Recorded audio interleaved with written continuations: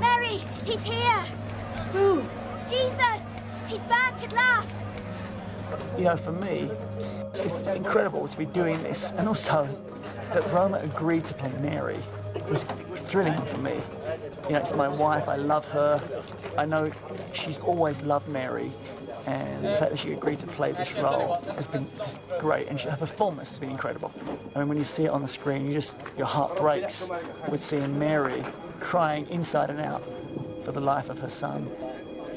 You know, I think this is probably going to be the most physically, emotionally and spiritually demanding day for all of us up here. As Mother Mary, of course, to see this day through her eyes is really almost unbearable, unimaginable. To think of what that must have felt like as a mother to watch your son brutally murdered in this way. As a producer of this project, to have gotten to this moment, you know, this is probably the most iconic moment in our faith, in our book, the crucifixion of Jesus.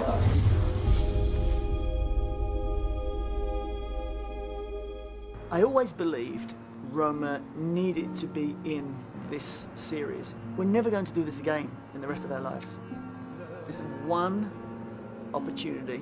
I didn't plan to play Mary from the get-go. I had actually never planned to be in this series at all. I had my producer's hat well and firmly on my head, so I wasn't thinking in terms of performance at all, to be honest with you. 1,000, take one. First, we tell the story of young Mary and Angel Gabriel coming to her, and the beautiful story of the nativity, of the birth of Jesus. So we cast Lila to play young Mary, and we were looking for an actress to play older Mary. We needed somebody that looked a little bit like Lila, and Mark said to me, would you consider playing the role yourself? It was a great privilege for me. I have loved Mary my whole life. I was raised as a Catholic in Ireland, and I grew up with great affection for and love of Mary. And so I stepped into the role, opened my heart to it, and it really stretched me as an actress. A lot of the emotion of the scenes plays through looks to convey the intensity of that emotion. Roma was my mother all the time. All the time. She knew how tough it would be the task. So suddenly, when the chance of Roma playing Mary Mother, I was just like, please make it happen. It has begun. It's a really demanding role for Roma, and she's put an enormous amount of work in getting it right and getting a feeling for the agonies of her son, at the same time understanding his destiny. And she's made a very complex and interesting portrayal of that. It helped enormously, I think, that over the course of the shoot, that my relationship off-screen with Diogo became very, very close. We spend a lot of time discussing the scenes and discussing scripture. And I think that closeness allowed for an authenticity in the connection between us, because so much of what we had to do played out silently from one to another through our loving exchange on camera. By the time the crucifixion was shot, the disciples, Mary, the mother of Jesus, played by Roma, Mary Magdalene, Pilate, Caiaphas, this cast had got to know each other and felt it, and allowed for an incredible intensity and authenticity for the viewer to experience it. It's a massive deal making a series on the Bible anyway, and then when you come to the day when you have to do the crucifixion, the pressure is really on to do it justice. I think emotionally everyone's pretty highly charged. We had to make sure that the scene was going to be safe, first and foremost, that Diogo was going to be safe. We did tests with the cross. We had several crosses that were made. We did a test with the cross with him walking with it. The cross that we ended up hanging him from had to be a much sturdier cross, a very secure cross. We had to build a platform on which we could get Diogo up onto the cross. We had our stage assistant directors went up on the cross. We did various tests with different people to make sure it was safe and so on. What actually was interesting is that in Morocco, over the years, they had filmed a number of Bible projects, and so many of our crew had worked on a number of previous crucifixions. And so we were able to call on their wisdom and their expertise in how to do that and how to make sure that it was safe. As you can see, we're on one of the biggest scenes of the whole film, which is the crucifixion. So that requires this rather large crane, which will give us a chance to get up on top of the cross and see the action up and below, and so it's quite a good tool for that, and allows us to move the camera really quickly. The cross has to be raised with actually Diego on it, so the steel plate that's bolted into the ground has to be really strong, which is one of the problems we did have, getting it strong enough to hold his weight and the weight of the cross. I worked out on the gym like for two weeks before the crucifixion. So I was preparing all my muscles for the difficult position that would be just being on the cross the whole day. And then we had this kind of harness that was sustaining my weight. 80% of the time I was just sustaining all my weight on this small piece of wood under my feet. And I needed to change because it only has space for one.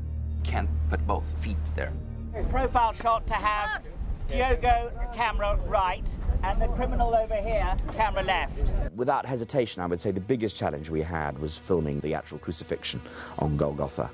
And I think that was a combination of factors. First of all, it's a very technical scene, you know, to make it look realistic that Jesus is being nailed to a cross and then being pulled up by Roman soldiers. And it was very, very demanding, obviously, from the point of view of makeup.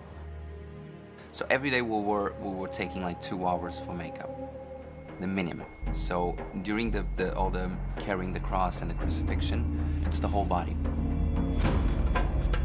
Working with Diego has been just a pleasure. He's become a beautiful person in my life, and it's really been an interesting journey to go through with him. It's a horrible thing to happen to anybody. And to create the scars and the whip wounds and all the other things that go along with it really makes you think about the process and what Jesus really, really went through. I mean, it's horrible. It's absolutely horrific. And if you spend half an hour recreating a wound that was just inflicted with cruelty in such a short time, it really makes you think about it. When I was on the cross, there was a lot of wind, and I was not hearing anyone. Everybody was talking, but I wasn't listening because I can't. The wind was so strong. But suddenly, I saw a lot of people in movement, and I felt so alone that I screamed. I screamed. But suddenly, it was like a bath of regret. No, that's wrong. They're trying to do their best. And a whole hour on that cross after this moment, I just love to watch everyone and the way they were trying to do their job. And I felt blessed. So since that day on, every time that things are really crazy and tough, I just pause, breathe, and think you should be grateful. Have your attention, please. Let's have a nice round of applause for Diego and our 2 criminals, guys. Well done. And when he came off that cross, he just collapsed. We were just hugging him for a great long time because he was really emotionally drained as well as physically exhausted by being up there. We've just wrapped, the sun is setting. We finished the crucifixion scene. It was an epic few days, very powerful, very emotional. So tomorrow is another day. We did great work up here on the hilltop, and I'm happy to say it's a wrap.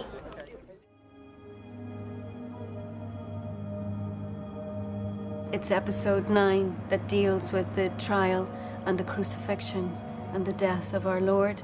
And at the very end of it, we tease the resurrection. Who are you looking for? Then episode 10 steps fully into the resurrection of Jesus, the ascension of Jesus, and then Pentecost. It's an epic day.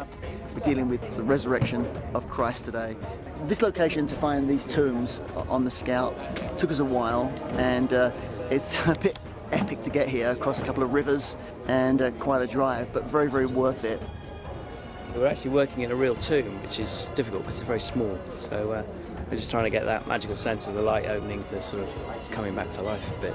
The sun is right here at the moment, which is all right, but by the time we get to do it, it'll be over here, be in the wrong place, as it often is. So we're just working with Aziz, our spectacular gaffer, to bring up some kit, make that effect in there. Go and tell our brothers. I am here.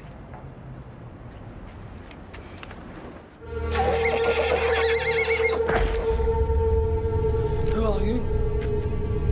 It's our final day shooting and it's been amazing. I have worked on the scripts for a year, which sounds like a very long time, but there's a lot of work to be done in pulling out all the best stories from the text and really getting to know the history behind it. The project was very ambitious for the scope of it, to go from Genesis through Revelation, and we had a tight schedule, and what we were able to achieve, what we were able to put on the screen is extraordinary considering the confines of our budget. I mention it only because occasionally, in order to achieve what we had to achieve, we did double shooting.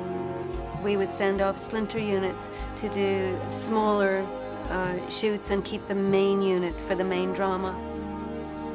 The most extraordinary coincidence had it that on the last day of filming, we ended up scheduling Adam and Eve and John and Jesus on Patmos. So on the last day of filming, we were doing Genesis and Revelation at the same time. On this last day, we both couldn't be both places at the same time, so Mark went off to oversee the filming of Adam and Eve, and I remained on this beautiful location that I still can't believe we found in the desert, that we found a reservoir that looked like it could be a Greek island.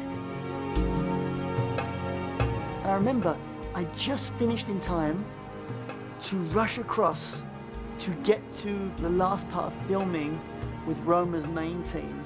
Mark's been on a different set. He's been in Paradise over in the Garden of Eden shooting Adam and Eve, and I've been on the island of Patmos shooting John and Jesus for the Book of Revelation and the end of the movie. And we're here and it's our last scene. And as the director called cut, that was a weird moment for all of us. Did we really just finish filming?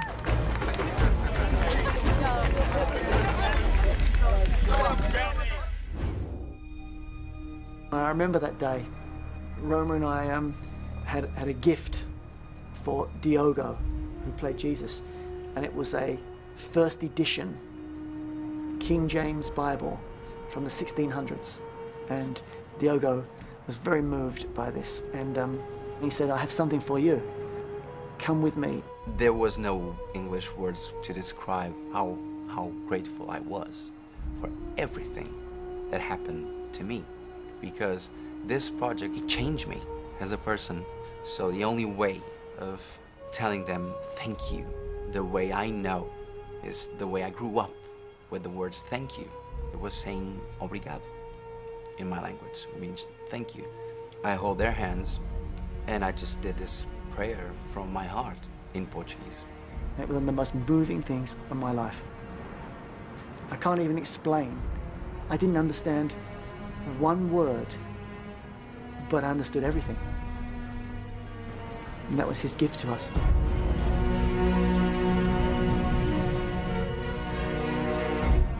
Peace be with you.